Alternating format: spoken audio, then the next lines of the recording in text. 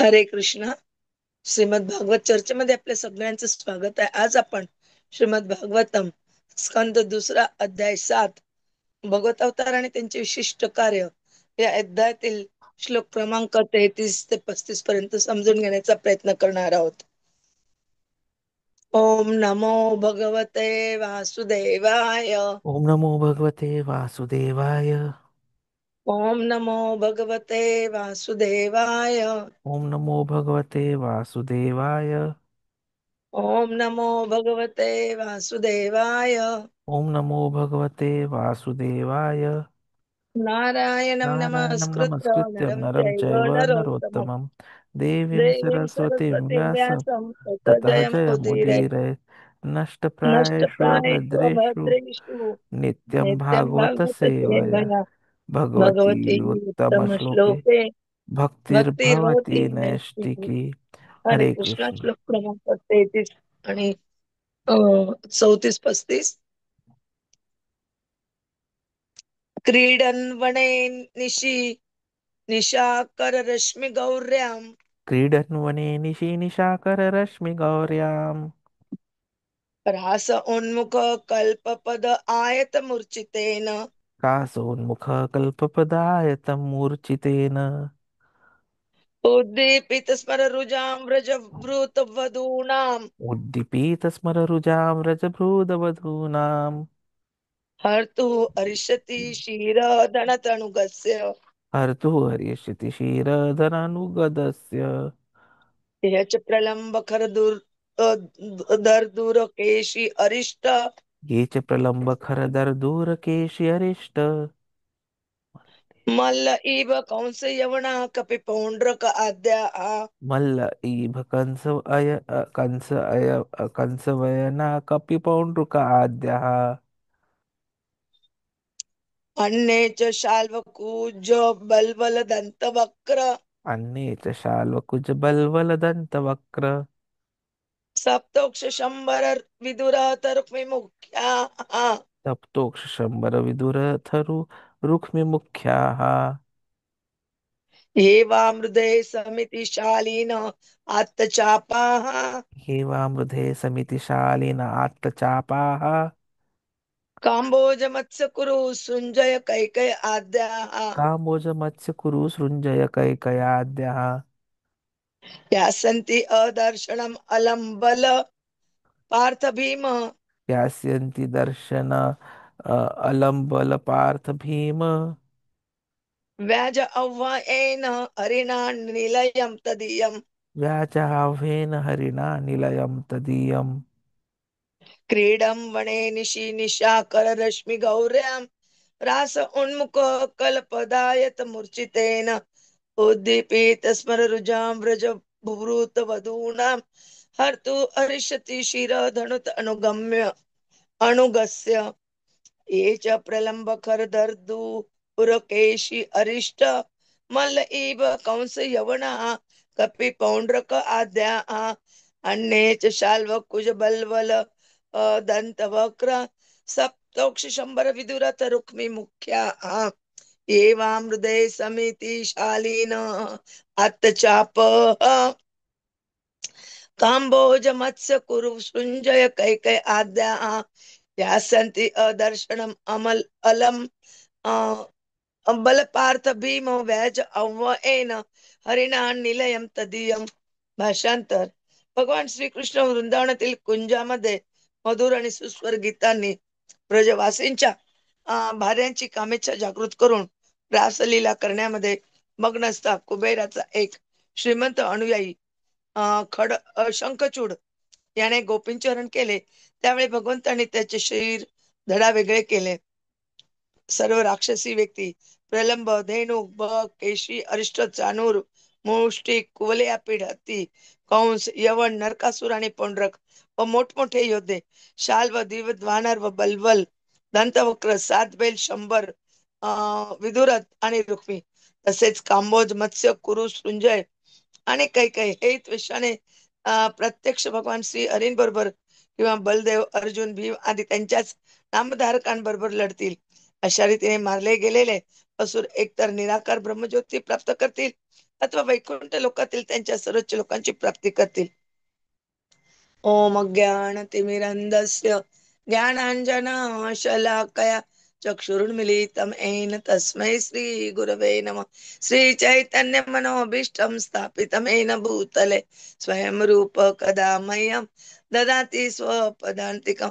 वन्देऽहं श्रीगुरो श्रीयुतपदकमलं गुरून् वैष्णवांच श्रीरूपं साग्रजातं सगण रघुनाथान्वितं तं सजीवं सहाद्वैतं सावधूतं परिजनसहितं कृष्ण चैतन्य देवं श्रीराधा कृष्ण पादान् सगण ललिता श्री विशाखान्वितांच नमो ओम विष्णुपादाय कृष्ण पृष्ठाय भूतले श्रीमते भक्ति वेदांत स्वामिनिति नामिने नमस्ते सरस्वते देवे गौरवाणी प्रचारिणे निर्विशेष शून्यवादी पाश्चात्य देश तारिणे वाञ्छा कल्पतरुभ्यश्च कृपा सिन्धुभ्य एव च पतितानां पावनेभ्यो वैष्णवेभ्यो नमो नमः.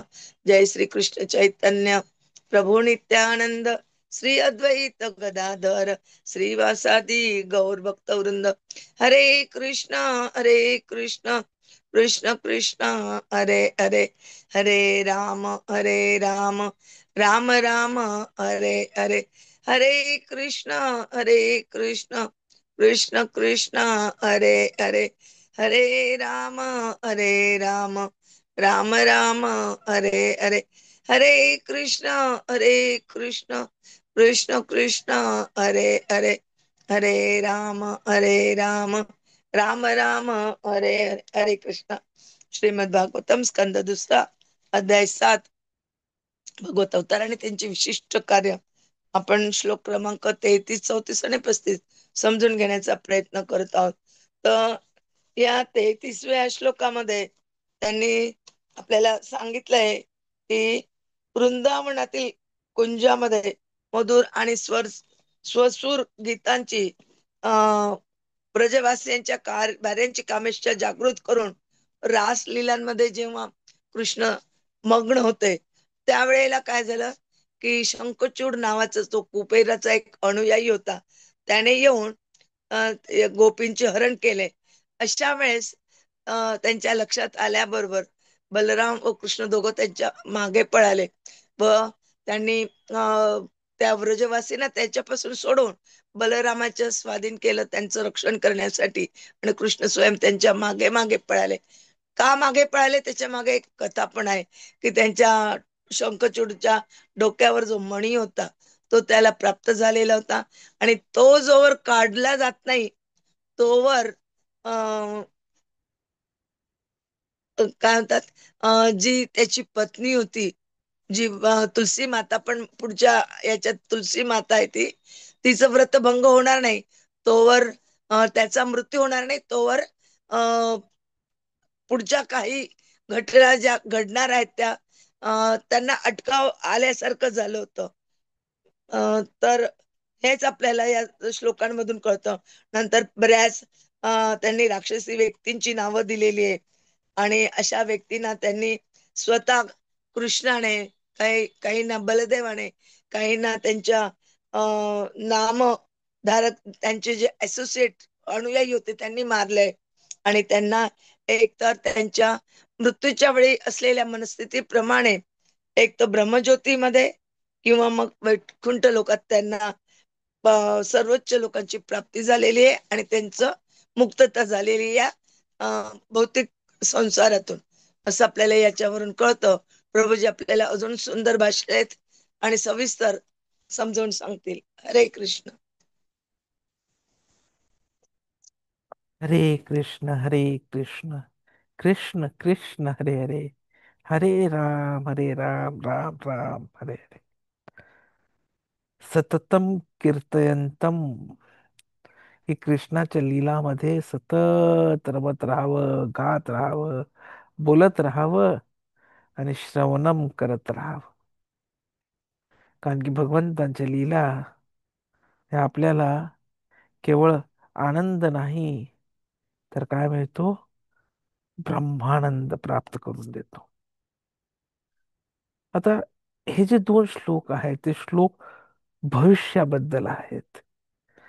आणि या श्लोकांमध्ये ब्रह्माजी नारदाला येणाऱ्या भावी लीलांचे वर्णन करतात, की कसं रासोत्सवानंतर शंखचूडाचा वध होईल, आणि दुसरं म्हणजे कृष्ण शत्रूंनाही झालेली मुक्ती आणि भक्तांमध्ये विकसित होणारे दैवी गुण.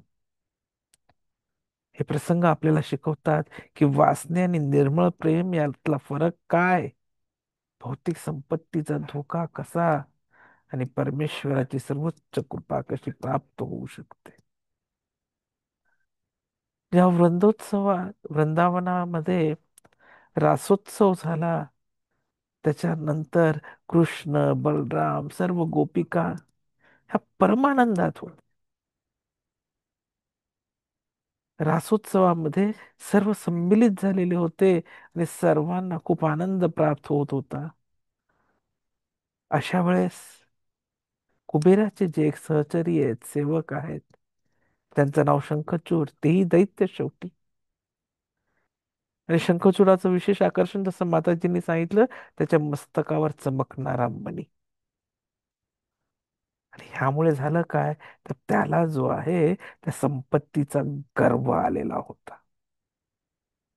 तर असा हा अहंकाराने परिपूर्ण शंखचूड तिथनं जात होता आणि त्याने पाहिलं की अरे, कृष्ण बलराम हे तर साधे गोप पोरे आहेत, गवळ मुलगे आहेत, आणि अशा मुलांसोबत एवढ्या सुंदर शोभनीय गोपिका नृत्य करतायत.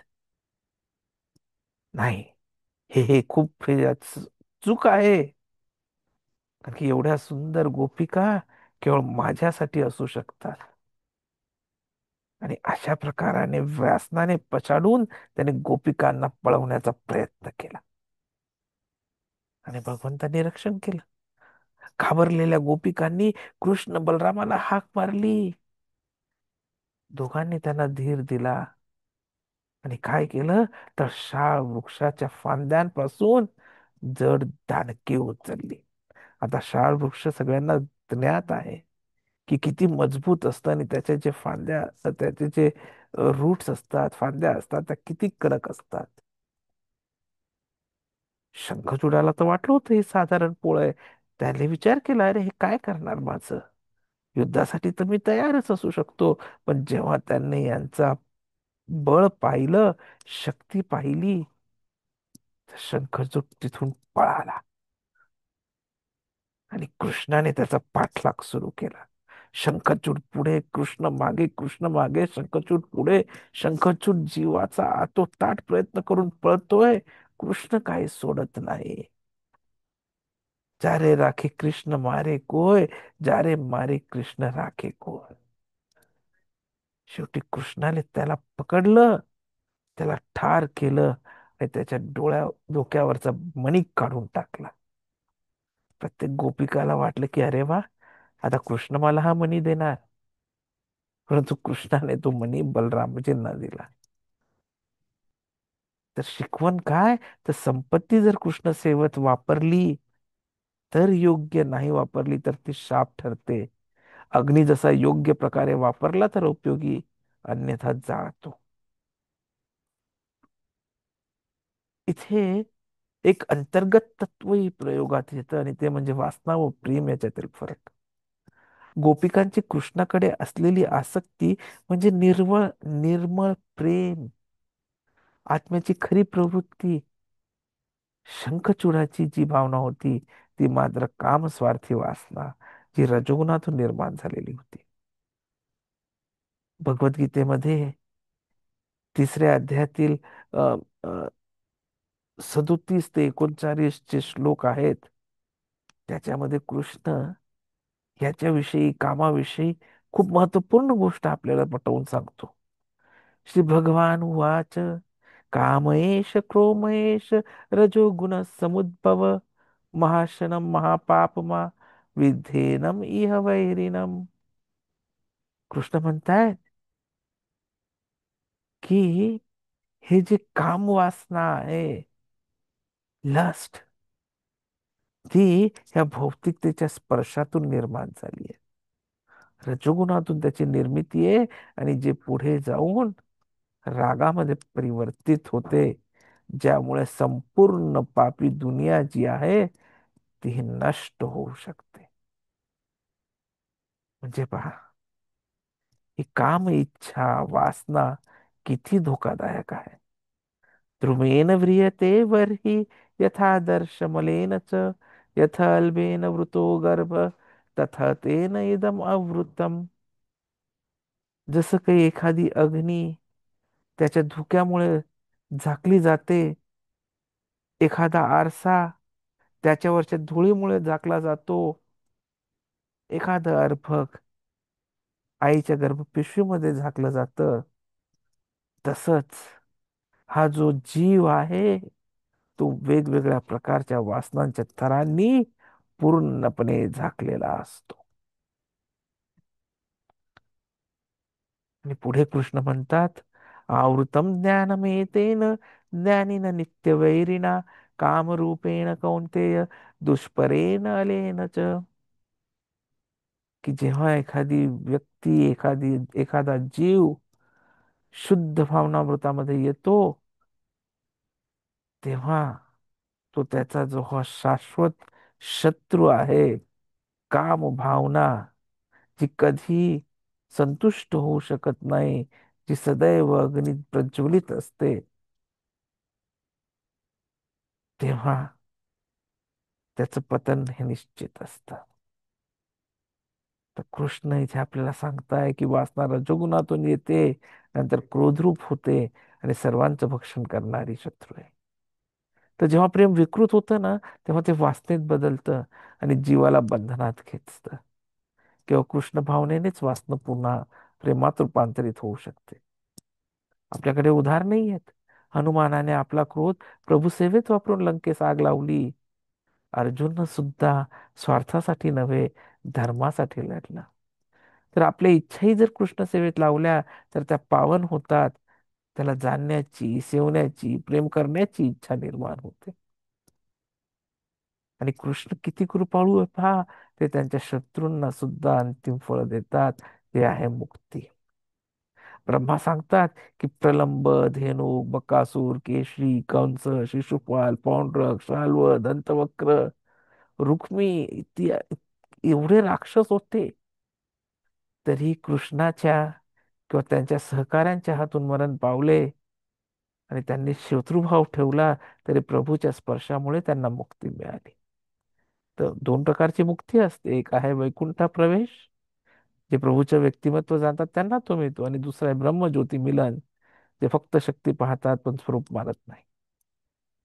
तर कृष्णाविरुद्ध वैर धरले तरी लाभ होतो, पण भक्तीमुळे मिळणारं फळ अनंत पटीने श्रेष्ठ आहे.